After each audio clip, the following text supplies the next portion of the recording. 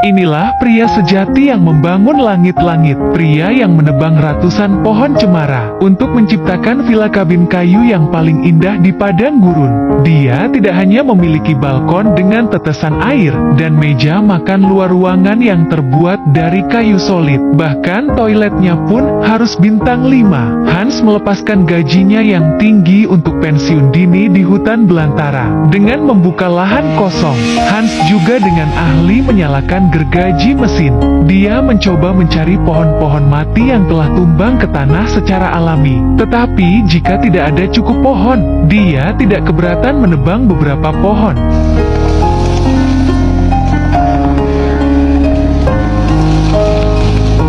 Berkat dukungan mesin milik ayahnya, sehingga Hans dapat memproses kayu-kayu tersebut di tempat dan memberikan layanan debarking pada kayu gelondongan tersebut.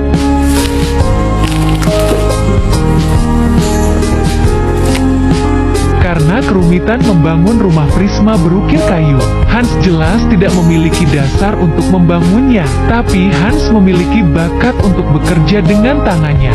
Dia membuat cetakan berlekuk-lekuk, dan dengan menggunakan ember, ia dengan cermat menggambar garis-garis pada batang kayu.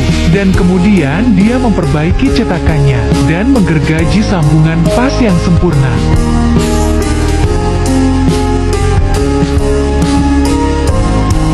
Hasilnya tidak hanya indah, bagi Hans membangun rumah semudah menyusun balok. Tetapi untuk mencegah kayu gelondongan keluar dari rumah, sambungan harus diperkuat dengan sekrup. Dan dengan bantuan istrinya, Hans mampu membangun rumah untuk satu orang dalam waktu singkat. Tapi Hans tidak panik. Dia mulai dengan memperluas dasar teras dengan kayu persegi. Kemudian dia memaku platform dengan papan sebelum melanjutkan.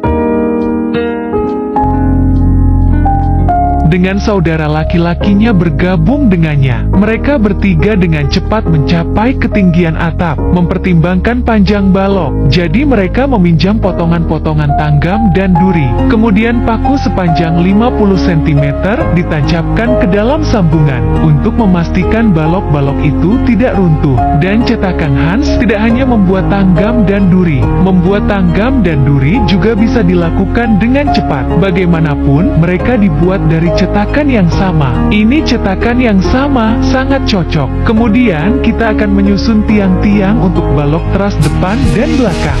Ketika bala bantuan selesai, Hans mengambil papan dan menutup loteng. Untuk memaksimalkan ruang di dalam kabin, Hans meninggikan loteng hingga 50 cm. Bagaimanapun, dia harus keluar dari kamar tidur dan balkon nantinya. Dan dengan pengalaman sambungan sebelumnya, purlins mudah dibangun. Tapi sebelum membangun kasau, Anda perlu melihat kemiringan 42 derajat. Perbedaan 1 derajat pun tidak akan bisa membuat kecocokan yang sempurna di antara keduanya. Setelah memangkas bagian bawah yang rata, kabin sekarang terlihat jauh lebih baik. Kemudian Hans melanjutkan untuk menutup dengan papan. Untuk menjadi seorang pria yang memiliki rumah sesegera mungkin, bahkan salju pun tidak bisa menghentikannya untuk membangun. Lagi pula, atapnya sudah tertutup rapat, jadi dia bisa dengan aman membangun dinding di bagian dalam. Hans sudah memberi ruang untuk jendela, dan kemudian lantai loteng akan selesai di sepanjang jalan.